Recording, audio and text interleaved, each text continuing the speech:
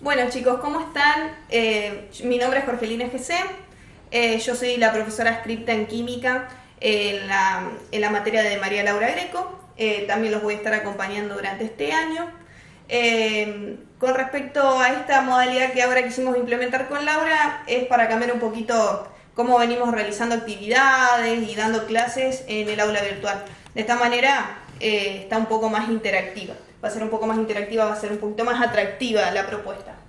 Bueno, el tema de hoy, ¿sí?, con lo que vamos a comenzar es tabla periódica, ¿sí? La tabla periódica, históricamente, comenzó, ¿sí?, en 1869 con Dmitri Mendeleev. Dmitri Mendeleev fue el que creó esta tabla periódica, en donde agrupó los elementos que había en aquel entonces, que eran 69 solamente, los agrupó de acuerdo a sus propiedades y quedaron muchos huecos, porque ustedes calculen que hoy por hoy se conocen 118 elementos de toda la naturaleza, que algunos son encontrados en la naturaleza en su forma física, y si no, hay otros que son sintetizados en laboratorio, o sea que son artificiales.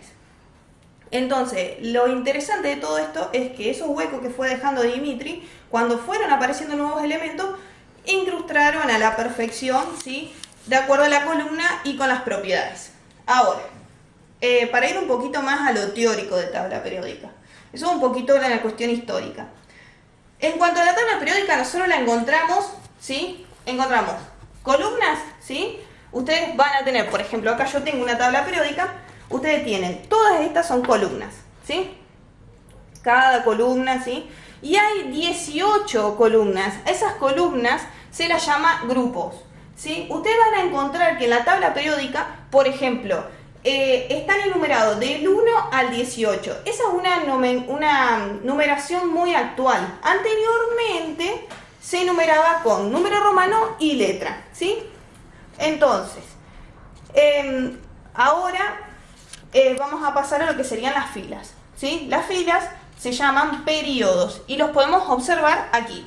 Entonces, nosotros tenemos 7 periodos. Pues tenemos un periodo, 2 periodos, 3 periodos, ¿sí? Y fíjense en que acá no es que yo tenga un periodo 8 y 9, no. Esto se acortó la tabla periódica para mayor comodidad, ¿sí? Entonces, por lo tanto, estos elementos, como menciona acá la imagen, es como que continuarían acá. Por eso esto se los llaman los lantánidos y los actínidos, justamente por el elemento que comienzan. Acá tenemos lantano y acá tenemos el actinio. Entonces, tienen la particularidad de sumarse a esto, y esto es una cuestión de espacio, no una cuestión ligada a alguna propiedad. Después vamos a ver que a esto justamente se le llama tierras raras. Ahora, otra división que nosotros tenemos dentro de la tabla periódica, ¿sí?, es como lo indican los colores que ustedes ven en mi tabla, ¿sí?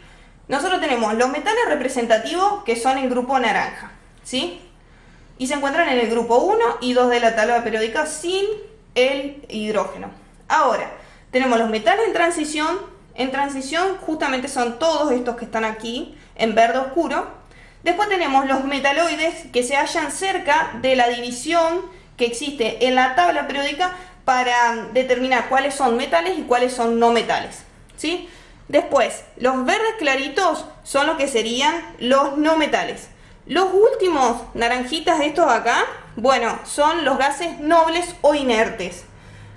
Fíjense en que el hidrógeno es verde también, como los no metales, porque tiene la particularidad de tener todas las características del grupo 1, pero es un no metal.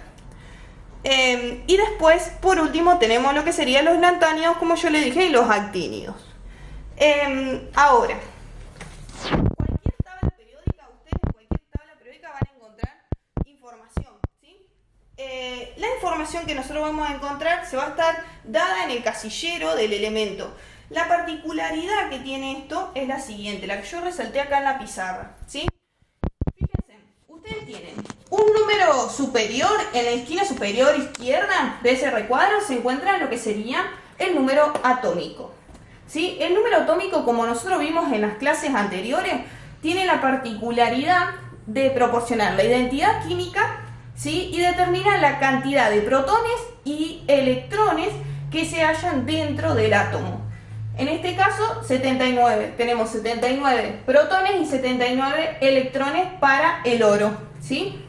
Después tenemos el número másico, que sería, esto nosotros lo vamos a utilizar mucho y lo vamos a ver mucho cuando en posteriores problemas de química tengan que calcular lo que sería la masa atómica.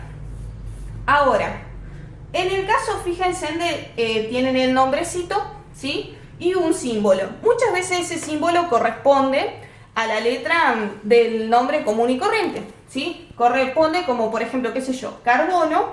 Nosotros tenemos una C mayúscula para representar el carbono. Y si hablamos de calcio, tenemos una C mayúscula para que no se repita con el carbono y una A minúscula. Pero hay veces que esto no se respeta mucho, como en el caso del oro. Por eso les puse este ejemplo. En el caso del oro nosotros tenemos oro, ¿sí? Y no dice acá O mayúscula y R minúscula. No. Acá dice A mayúscula y U minúscula. ¿De qué deriva este AU?